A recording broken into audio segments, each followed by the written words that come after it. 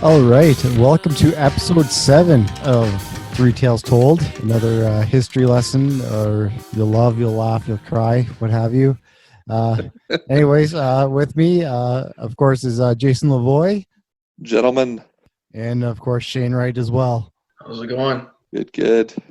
We made it to 7, boys. So if you haven't tuned out by now...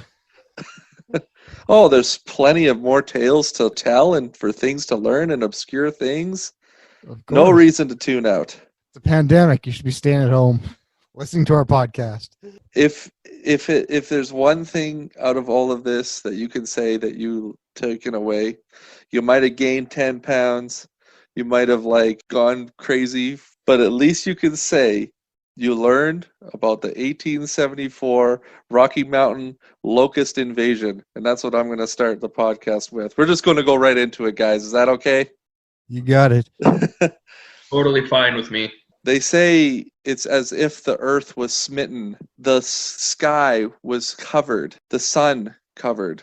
It was 1873 had a really mild winter in North America. That mild winter with a hot summer produced one of the greatest plagues, if not the greatest plague ever on this earth. Generally what happens, with grasshoppers, the species of locust that we know, is they're a relatively solitary bug, actually, and then what happens is when the small hoppers, the young, are too crowded into a scenario, it triggers this phenomenon where they literally physically change. They get bigger, they change color from a green to a brown, they mate like crazy, and they have a voracious appetite. Plagues are nothing new to the world. They've been in the Bible, they're mentioned in the Quran. They're, something that even exists now in 2020. There's a plague of desert locusts in East Africa. But nothing compares to the plague of 1874. They basically ascended from the Rocky Mountains and made it all the way to the Midwest U.S., all the way up into Canada. Their numbers were staggering and almost hard to explain. One swarm was observed by a man named Albert Child. He watched this swarm fly by for 5 days. Basically, it took 5 days for the swarm of insects to pass. He estimated with mathematical calculations that this 1875 swarm was 198,000 miles long. It was essentially the size of California. It was an estimated number of about 12 trillion insects, and as Guinness Records has observed, it is considered the largest concentration of animals ever speculatively observed and guessed. When they landed, they wreaked havoc on the land. They ate everything. First, they had of course, a particular taste for crops, and they decimated crops throughout the U.S. Corn, was their main thing. They stripped entire fields to their stubs. They ate everything from paint off of houses. They ate the leather straps on horses and even wooden handles on tools.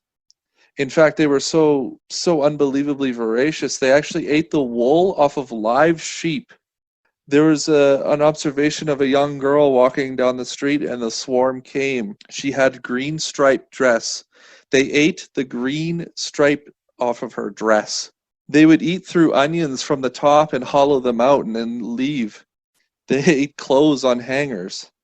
They were such a problem that the government tried to step in a year later. Before, there were so many of them that they would clog the railways. The trains couldn't even move because of all the dead locusts would just make the wheels of the train spin out. In Utah, they filled up the Great Salt Lake and it boiled them, and then they formed a wall of dead locust bodies on the side. The amount of effort people had to go to try and stop them and save their crops, they threw tarps over their crops. They ate through the tarps and then the crops.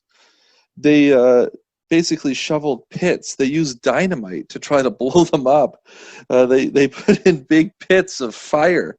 There was one observation where they landed on the fire and put out the fire. There were so many of them. They shot at them. They created these plows with horses but there's just too many of them. They clogged the plows. It was so bad that the Nebraska government actually made a law that you had to spend 2 days if you were, I believe if you were a person of age 16 to 60 years old, you were required to spend 2 days digging up locust pod eggs. That was the next year. It was so unbelievably treacherous, these locusts, that eventually there was nothing people could do. The state of Kansas produced 0 bushels of corn. Not a single bushel of corn was produced that year. They had eaten everything. A scientist named Charles Riley actually suggested eating them. He had observed that perhaps that was the only way to make do, was all these people who had come for the promise of a new life in Kansas and other Midwest states, they were forced to basically try to eat them. A lot of people left. And when it comes to eating them, on a side note, even chickens ate them. The problem is when they ate the chickens, they tasted of bugs, and the chickens were unappetizing. It was really bad. But here's the twist in my story, gentlemen. The Rocky Mountain locust that swarmed in 1874 and 1875 is no longer with us. In fact, the last known Rocky Mountain locust was spotted in Manitoba in 1902.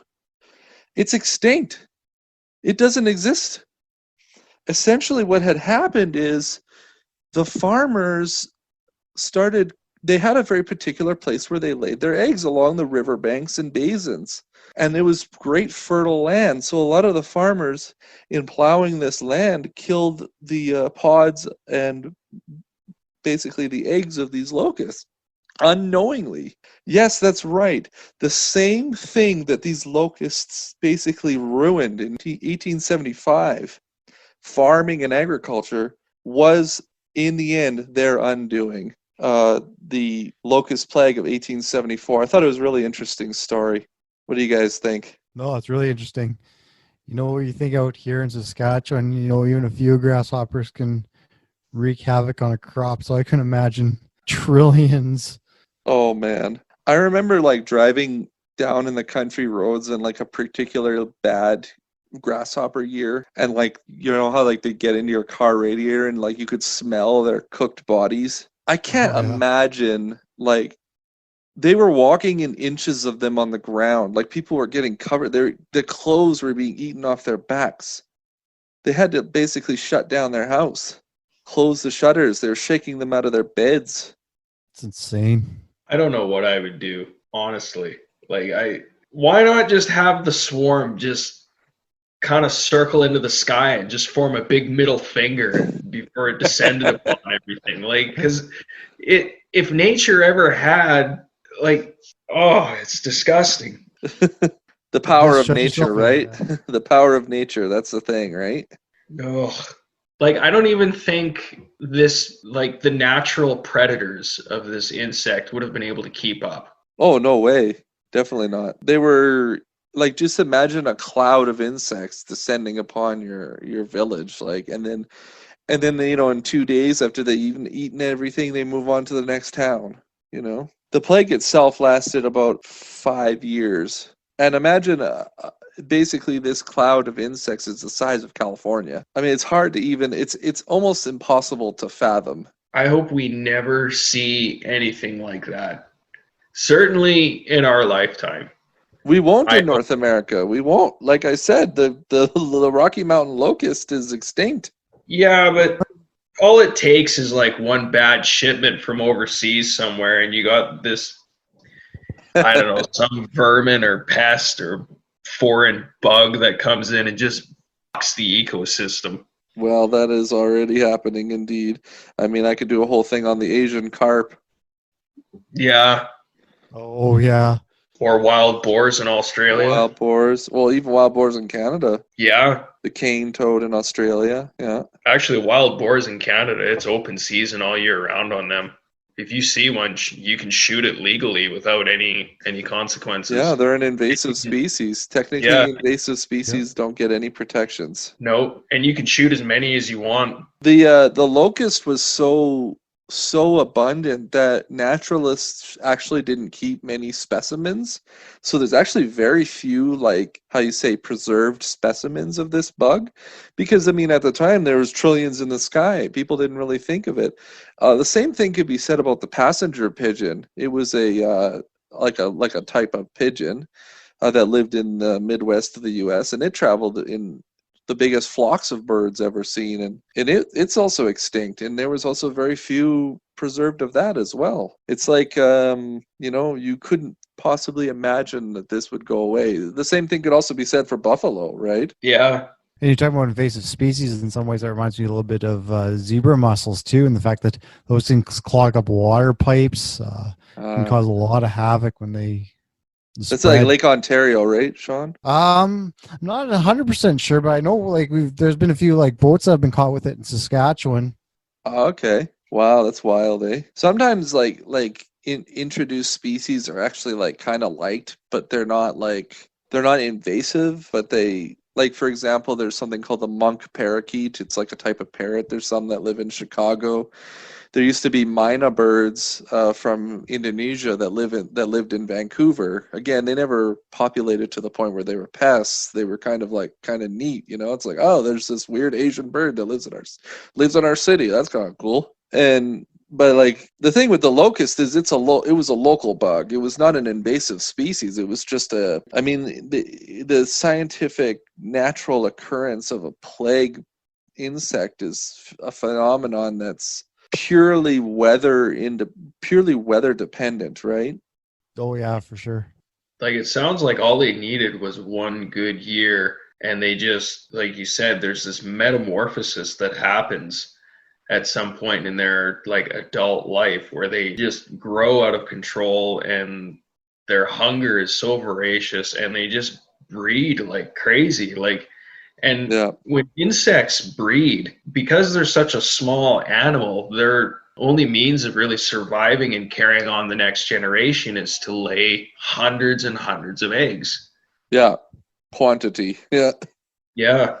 Eventually the government actually started to give money, for people who were affected, and a lot of the people there were actually immigrants. They, under the Homesteader Act, which was basically an act that was post-Civil War that basically said, in Kansas, like, hey, we got all this land. If you're willing to come here and, you come in, like, you get the land, and it's kind of like populating those states, those prairie states, and Nebraska and Kansas, their populations increased, and a huge amount were foreign-born people. But the locust plague sent a lot of them back to the cities, poor, desperate, and destitute, because that was their first try, right? Can you imagine your first crop, and all of a sudden this gigantic swarm of insects comes and eats your livelihood? I mean, oh, that's some shit right there. Oh. Anyways, guys, I'm glad you liked my story. I thought it was wild. I did you like the twist at the end though? That was the twist at the end was the real thing. I did enjoy that. I was just about to say though, I think Shane sounds a little disgusted on the other end there. Jason knows that I have this phobia of insects and spiders and things, so they just disgust me. And this is a little bit of a squeamish one for those who are listening, who are just trying to imagine the sheer amount of bugs. And we're from Saskatchewan. We've seen these grasshoppers before. Cricket. So Shane, I can't. Okay, who's up? Sean, you're up there, but we're gonna let Shane cool down. We're gonna let him go last so he can kind of, get his constitution right. What do you got for us, Sean?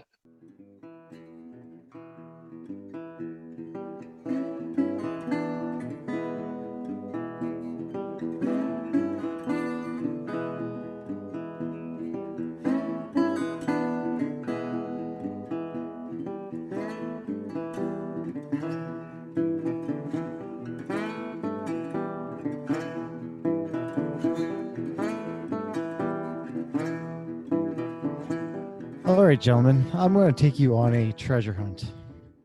Ooh, Now, Nike. hey, now the thing about this treasure hunt is it's still been unsolved after about 40 years. Wow. So there's a book that was published in 1982 called The Secret, A Treasure Hunt. It was published by a guy named Byron Price, and it contained 12 paintings or illustrations by John Jade Palincard and 12 verses that Byron Price wrote that led to 12 buried treasures within U.S. cities. However, to date, only 3 of those treasures have been found. Unfortunately, Price passed away in 2005 in a car accident at the age of 52. So he's actually only seen 2 of his buried treasures come to fruition.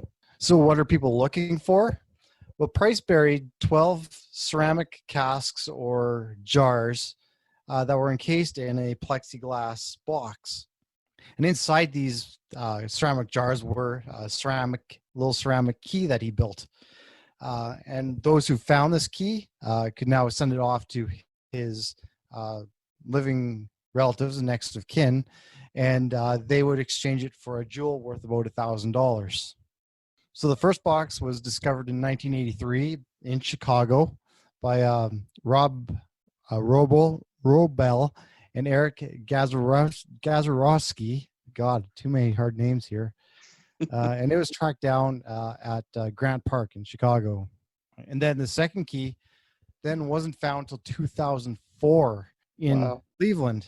That was by Brian Zinn and Andy Abrams. So then this final box was actually just discovered last year in Boston. And it's actually documented on a TV show. Actually, a really good show I enjoy watching, called Expedition Unknown with the host. The host is Josh Gates. And kind of what happened was Josh had already did one episode about this book, and it followed a bunch of people who have been trying to search for these treasures, and it came up empty, this first episode. But then he got a call from a guy named Jason Krupat. Jason said, I got a lead on a possible hidden treasure in Boston. So we checked it out, and part of the verse and some of the hints in the paintings led him to what was used to be a park, but was now a construction site. And so they went through the verses some more, and there was a clue that it was hidden under home plate. And they realized that there was a baseball diamond in this park at one time. And so Josh said, okay, so where was home plate? And Jason pointed to a hole that was already dug by the construction crew. And he said, I got something to show you. And he pulled out a piece of plexiglass that they had dug up. So they kept digging, and the next thing they knew, they found pieces of ceramic. Now you have to be careful because through the years there have been a lot of fakes as well, because this has been so highly sought after. But because Josh had done a lot of research into this, he looked at it as like, yeah, this is the real deal. The problem is we need the key. Kept digging, and finally they found the key. What was even more interesting was as they were digging and looking for this, they turned and saw a bunch of people standing out the streets, also wearing like the reflective construction vests. And the crew that was there, the construction crew said, those guys don't work for us. They were other treasure hunters. Oh, wow. Waiting to pounce. Like, it was insane, like how serious people take this. Like, there's people like put their life savings into trying to figure out this puzzle out of this book that was published. Wow. So yeah, I mean, the end of the story is nearly 40 years later, 9 of these hidden treasures no one has found. And really the only people who know where they are is possibly like he has surviving daughters and a wife. They possibly know. But Palincard definitely knows, because he obviously made the paintings which have clues into where everything was hidden. But of course, he's staying very tight-lipped. But I mean, from there, will more be found? I mean, at this point, I guess, only time will tell whether we'll find the final 9 secret hidden treasures. That's my story, guys. How many did you say were found so far? 4? 3. 3. So why did he do this? Just for fun, or? Yeah, it's just kind of a fun thing. He liked he wanted to kind of get across the idea of adventure and doing things. He was very much a family-oriented person, so I know they talked a little bit about like, this Jason guy who found the third one. He did a lot of the searching with his sons, and it was just a way of getting people out and active and doing stuff and using their minds. It's crazy that it started as something so innocent, and he wanted people to get out and be with each other and spend time together on these treasure hunts that he set up. And then you have later on in the story, these really greedy people, like these other treasure hunters that are like waiting to pounce in and just ruin everything and take it for themselves. Like, it's like, what a way to shit on this guy's legacy, really. In some ways, but in some ways, like this whole thing became a huge phenomenon where it was this big deal to hunt for Price's treasures. Sean, how do they know what city it's in? That's the thing. They don't. All the clues are hidden in the pictures and in the verses as to which city. So like the one in Chicago, that like, was there a clue that it was Chicago, or like? Yeah, I don't know exactly what all the clues were in that one, or any of them to be particular. Has anyone broken it down to the cities at least? Like, do they know this? Like, has anyone like said, okay, this one, we don't know where it is, but we know for a fact it's in Boston or something like that, Yeah, actually, there's one they're pretty sure is Milwaukee, because I believe there is some type of mill in the picture, a walking cane, and then a key within the. Okay, right. Like, what was really cool, especially this last one, was they actually talked to Palancar after the third one was found, and they actually went through his illustration and everything that he hid in the illustration and kind of went through it step by step. Like, for instance, going back to the home plate thing, he actually hid a home plate, the shape of a home plate within his illustration, that if you really weren't paying attention, you would have never realized it was a home plate. No kidding. So there's probably people who have like spent years trying to break down these paintings, eh? Oh, yeah. Yeah, like I said, there's people that just have dedicated so much time into trying to solve these clues. That's wild, no? And that's the thing, like when Josh went on some of these other ones, like just when someone thinks they're on the right path and they think they're on the right spot, they're wrong. And you pretty much have to start all over again. I forget what it's called, but there's something, a form of treasure hunting that's kind of popular right now where people leave like treasures, or they're not even really treasures. I guess they're just stuff for people to find. And they find them by GPS. And I can't remember what it's called. Do any of you guys know what I'm talking about? Yeah, geocaching. Yes, yeah. That's what it is. It kind of reminded me of that in a way.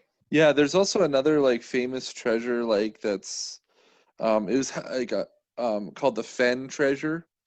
And that one was this guy, he basically had this box of like gold and coins and jewel, and he hid it like a long time ago, and he wrote a poem, and like no one was able to ever figure it out, and people thought like it's not real, but it actually, I just found out that it was actually discovered this year, so it was real. And it just, wow. These eccentric rich people, these eccentric crazy people, it was found in Wyoming. People knew it was found in the Rocky Mountain area, like from New Mexico to Canada. They knew it was somewhere in there, and yeah, it was found in Wyoming in just this year. So like, that's pretty cool. Like, I love the idea, and the whole concept of making it a book and having illustrations, and even this year, it was earlier this year, a bunch of businesses got together. It might have been last year actually. A bunch of businesses got together and like hid like $100,000 in the city of Calgary. And like they made this whole like clues and everything, and like you had to like follow the clues to get to the next spot to, and it was kind of you had to buy the map, and it sounded like a fun thing. I never ended up doing it because it was just, to me, you'd have to, if you really wanted to find it, you have to dedicate, like you had to take time off and do it. But the idea of treasure hunting is such a fun concept, Oh yeah, and it really makes you have to use your head. I know in some cases with this one, like there were verses where especially that third one that was found, where they read the verse. They thought they knew what it meant, but they're like, maybe he's, that seems like the obvious choice, right? Yeah. Let's think about this a little bit deeper. What does it really mean? And that was the way to go about it. It was. Yeah, that's the thing. I mean, when you look at some stuff like poetry, I mean, it's like art, right? You look at it and you might interpret something completely different. Like, that's really tough. I look at some of these paintings just now, Sean, and like I look at them and go, I don't even know where to begin, you know? Oh yeah.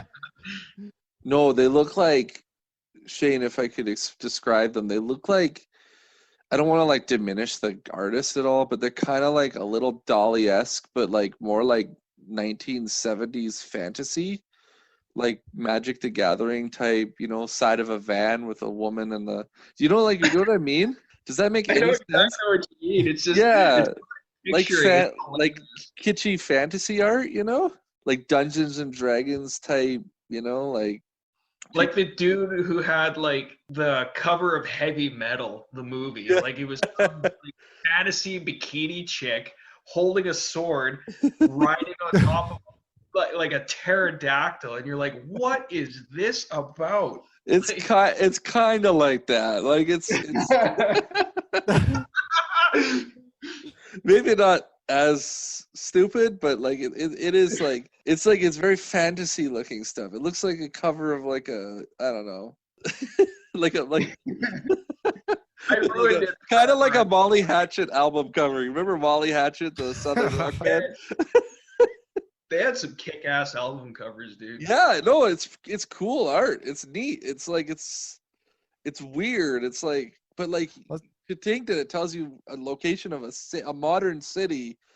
It's wild. Well, actually, that's what a lot of that art in this book was actually based on, was like fairies and gypsies and stuff like that. It was actually, it was 80s art, really. Yeah. Oh, the 80s was all about like hobbits and gypsies and what's that, Dark Crystal and those kind of movies, right? Exactly, except there were Labyrinth. clues within it. Yeah, Labyrinth, what a classic. That's really cool. Yeah, no, hope you guys enjoyed that one. Oh, that's awesome. Shall we all team up together and get some of this bank? Yeah. I'm sure if we put our minds together, we can we can get. Oh no, we're screwed. What are we talking about? Yeah. We'll end up somewhere in the middle of the ocean. Yeah, Remember we'll fit. the corn maze we went on, Jason, with Camilla? What's that? Remember we went on that corn maze with Camilla? Yes. And it was kind of like a treasure hunt thing. Yes. And you weren't supposed to like walk through the walls of the corn.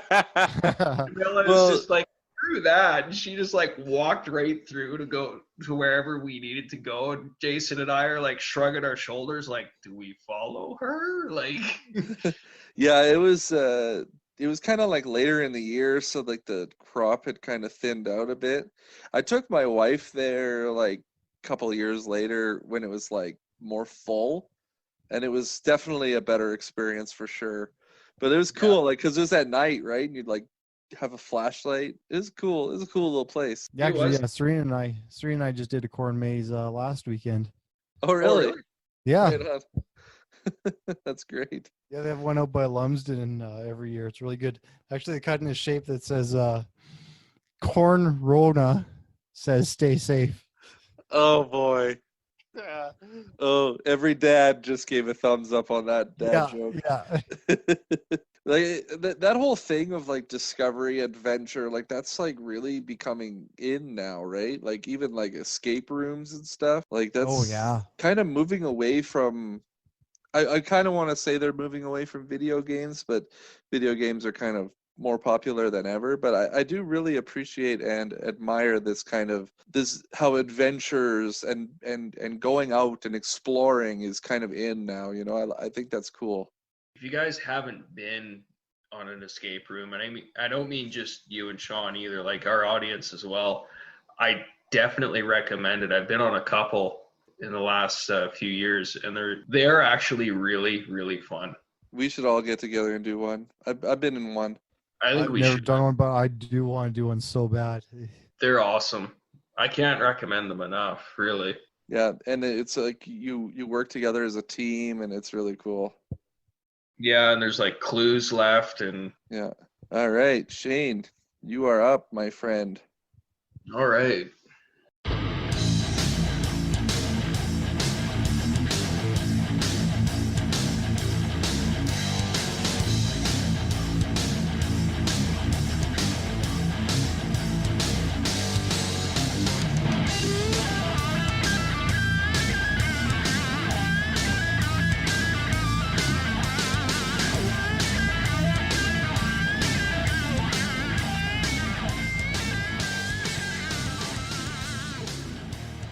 All right.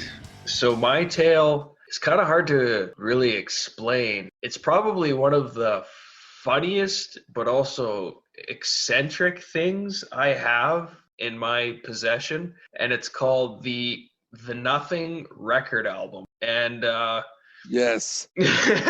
Jason knows what I'm talking about. And how it came into my possession was Jason and I, we used to be roommates together in Calgary, and there was this place we would go to, and it was attached to a comic book shop. And on one side, you can buy comic books and scale models and things like that. And then on the other side was a music store, and they were like kind of attached, like the two businesses shared a building. And you could buy like vinyl records and CDs and cassette tapes and stuff. And Jason and I would always kind of scrounge through, like it was I don't know what you would call it, Jason, kind of like the $1 bin or something like that. Yeah. I think. Yeah. Mostly country. Mostly, yeah. Mostly vintage country and like Herb Albert and that kind of stuff. But every once in a while, we would find something, like we'd find a little nugget of gold. And Jason came up to me, because I'm also into comic books, so I'd be going back and forth between the two sections of this place. And he said, "Look at this thing, man. Like, have you ever heard of anything like this before?" And it's like, I've never seen or heard anything like this. And Jason was, and I can't remember how this went exactly. I may have asked you to buy it, Jason. I don't remember how I ended up buying it when you found it, or do you remember this differently? Because it was kind of a long time ago now. I probably showed it to you and you just took it. You definitely did that with Morrison Hotel. Oh yeah, I did. I remember that. I found it, then you just bought it. But I probably wasn't going to buy it anyway, so. And you're more of a Doors fan than I am, so I was okay with that. That's probably what happened. I'm going to have to go with that. It sounds like something I would do. I'm kind of a prick like that. And it's not, anyway, I'm not going to get into why, if it was intentional or not. It wasn't, but that's. No, so you're good, man. You're good. So we take this thing back to the apartment that we're sharing, and did we play it on yours or mine? Because we both had like kind of an LP player at the time, and like we opened it up, and like we made a whole afternoon out of this thing. Like it was so hilarious and so much fun. Like we put a needle on it and played it both sides, and there is literally like. They don't call it the Nothing record album for nothing, no pun intended. Like there's no sound on it. There's nothing recorded on it. Nothing. But there's the lyric grooves sheet, in it though. But there's grooves in it, right? Yeah, there's grooves in it. For each track, there's a groove line. Yeah. What the fuck? It's like yeah, a it's contractual hilarious. thing. This is an actual thing. And like we pulled out all the paraphernalia out of it, like it had a lyrics sheet. Yes, it did. Giant blank piece of paper, like nothing written on it, just a white sheet of paper. And then it had like some of the track listing on it. I'm looking at my copy right now. It was track 1 was like The Sounds of Silence. Track 2 was The Nothing Jam. And then like track 3 is Schubert's Unfinished Symphony. And it just kind of goes on like that, right? Like, and it had like on the cover there was it had like recommendations from other artists. Like Dolly Parton said the album is fabulous. I have 2 of them. Like Sid Vicious is like, this is my kind of music. He famously never played his guitar, right? Yeah, it's basically It was all unplugged. Yeah, It's true. There's a lot of hidden jokes in there, like in the tracks. Like, there's a lot of like, you kind of have to get it, you know. Like, you should name some more of the tracks if you have it. Another one is on the other side of the vinyl. The first track is a comedy concert by Martin Null. Track 2 is a dramatic reading by Sir Lawrence Oliver. Like track 3 is slow blues. Track 4 is Moe's medley, and track 5 is Nowhere Man by Lennon and McCartney. Composed it. The artist was Stu Sutcliffe. And keep in mind, like, there's no times written on these, so like there's no track time on any of them, which should have been our first clue, but we put this thing in and we played it for expecting something, and it was. But we got nothing, and that's what it is. You got what you paid for. But here's the kicker. I tried to research this thing. I found a Wikipedia page written in like some other language, and when I did like a translate on it, it was from Norwegian. So like the only information I could find on this fucking album is in Norwegian. It's what they call a novelty record. There have been novelty records in the past, quite a few. It is the greatest novelty record by a mile. Yes, it really is. Sometimes they just made novelty records, whether they're usually of the funny variety. I've seen like, you know, Smurf albums, and you know, there's a famous one with Muhammad Ali versus Mr. Tooth Decay. It's like a pro toothbrush album. It has like Muhammad Ali in it. It's like super novelty. Yeah, it's a novelty album for sure. It's bought as a gift, a gag gift, right? That you'd buy for your buddy. Oh yeah. You know, can't say I didn't get you nothing. Exactly. Do you remember what I paid for it even? Because it wasn't. It was definitely not $1, man. I think you paid like $5. Yeah, I'm feeling like you paid $5 for it.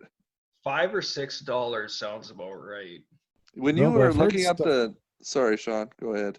I was just gonna say I've heard of stuff like this before, but I've heard like, you know, artists trying to get out their contracts by putting out blank albums just to put out an album. Oh, really? Oh yeah. Oh, that's funny. Or just putting out shit just so that they can get out of their contract. That's crazy. No, and there's all these like conditions that have to be met, and you have to put out a certain number of records every year or like couple of months or something ridiculous. Like it's not an easy gig, and if you get stuck in a contract with like a producer that like you hate their guts, like you're stuck there until it's done. Yeah, it's either you get through like a lengthy legal battle, or like you said, a lot of it's just conditions. So you just kind of dance your way through the conditions and just kind of what's the word I'm looking for here? Phone it in for the rest of your contract just to get out of it. But I never saw anything like that Nothing album. That was, I just love how it said like lyric sheets included, and then when I remember when you opened up and it's a blank piece of paper, and you just cracked up. You're just like, I was like, oh my god, this is just beautiful. I love how they kept the lyric sheet though. I do, because I bought this thing, if I'm not mistaken, probably like second or third hand. Oh, and yeah. When I got it, it was like in mint condition. Obviously. Can you imagine if it was like worn out? It's like, what psychopath is like, what I was about to say. jackass? That's what I was about to say. I'm more surprised that you guys actually sat there listening to it, waiting for something to happen. Well, I I think don't think we played just. about like 3 tracks on one side before we realized like there probably is nothing on the rest of this album. Yeah, I mean, we just picked up the needle and dropped it, and picked up the needle and dropped it, and we kind of came to the conclusion that this is a There's nothing there. 100% joke. Yeah, and that's Yeah. Did you find out its value? Have you looked that up at all? Like, what's it worth? I honestly have no idea. Other than the Wikipedia page, I found a few conversations about it on like Reddit and other forums where like people are like, "Oh, I have this album," and then somebody will reply like, "Hey, I have it too." Ha ha ha, and then nothing. Like it's I don't know its value. I don't know what it's worth. Other than what I've who's given, the maker? Like, what's the label? I don't even know that. It's not Like- on there. It's not on the. No. So we don't even know who made it. No, and as far as I know, that could be a joke too, because it says it was recorded on October of 1978 when nothing happened. So, Well, there you go. The Nothing album. One of my favorites so far. I enjoyed that. It's great, and I fondly remember digging through records with you, Shane. So we got to get together again sometime and go through those dusty crates. we should, and just maybe not even like just for nostalgia, go back to some of those places if some of them are still around. Is it? Phoenix and Melodia, right? That was a Melodia. Yeah. Yeah. Shout out Melodia Records, Calgary, Alberta. All right, guys. What do you say? I say I'm good. Sean? I'm good. All right, guys. This was another episode 7 of Three Tales Told. You just heard Three Tales Told. I'm Jason. I'm Shane. And I'm Sean. Later, guys. Peace. How you gonna try to be someone when the people can't see you? How you gonna try to open those doors? Hey guys, do you know we're on the interweb now? What? Really? Yeah, Facebook.com/3TalesTold. You can get everything there. You can message us, links to our website, email, the whole 9 yards, guys. threetalestold@gmail.com or facebook.com/threetalestold. See ya.